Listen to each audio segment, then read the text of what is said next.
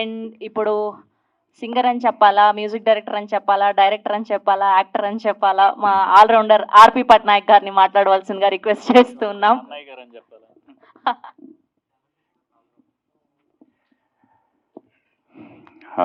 అందరికీ నమస్కారం.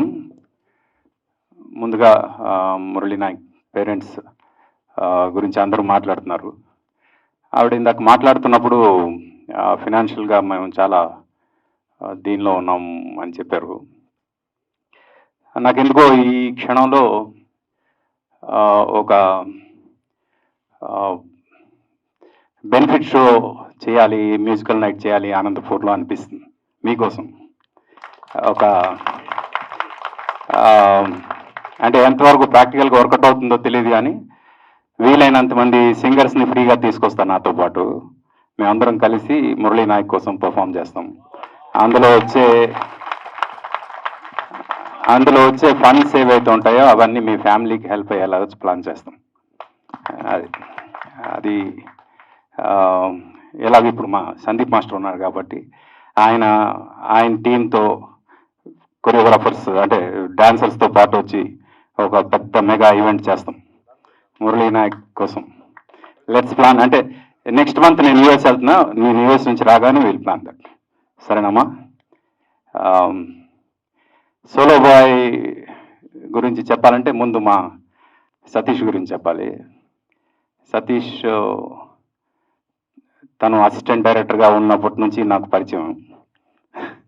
చాలామందికి తెలియదు తను డైరెక్షన్ డిపార్ట్మెంట్ మనిషి అని. అందుకు తనకి సినిమా అంటే పిచ్చి.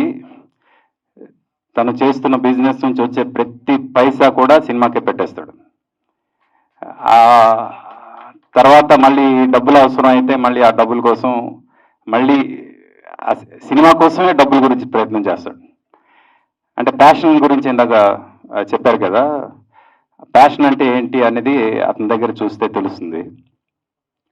ఈరోజు ఈ సినిమా ఇక్కడి వరకు వచ్చింది, ఈ స్థాయిలో ఇంతమంది బ్లెస్ చేయడానికి వచ్చారు అంటే కేవలం సతీష్కి ఉన్న ప్యాషన్, అలాగే మా గౌతమ్కి ఉన్న డెడికేషన్. గౌతమ్ కూడా he's not just handsome, he's also very dedicated. తను ఎంత హ్యాండ్సమ్గా ఉంటాడో అంతే డెడికేటెడ్గా వర్క్ చేస్తాడు. ఒక హీరోకు ఉండాల్సిన క్వాలిటీస్ అన్నీ తనలో ఉన్నాయి. అందుకు గౌతమ్ డెఫినెట్గా మోస్ట్ సార్ట్ ఆఫ్టర్ హీరోస్లో ఉంటాడు అని నేను నమ్ముతున్నా. ఎందుకంటే మా ఉదయ్ కిరణ్ చూసినప్పుడు ఎలాంటి ఫీలింగ్ వస్తుందో ఆ ఫీలింగ్ తనకు చూస్తే నాకు వస్తుంది. Let's hope for the best. తనలాగే వరుసగా సక్సెస్ఫుల్ కొట్టాలని మనస్ఫూర్తిగా కోరుకుంటున్నా. అలాగే నవీన్ గారు చాలా సైలెంట్గా ఉంటారు, బట్ ఆయన డైరెక్షన్లో నేను కూడా వర్క్ చేయాల్సి వచ్చింది ఈ సినిమాకి. చెప్పొచ్చా? నేను ఓపెనింగ్ వాయిస్ ఓవర్ ఇచ్చాను, దానికి ఆయన డైరెక్ట్ చేశారు. అందుకు ఆయన డైరెక్షన్ ఎలా ఉంటుందో నాకు తెలుసు అనమాట.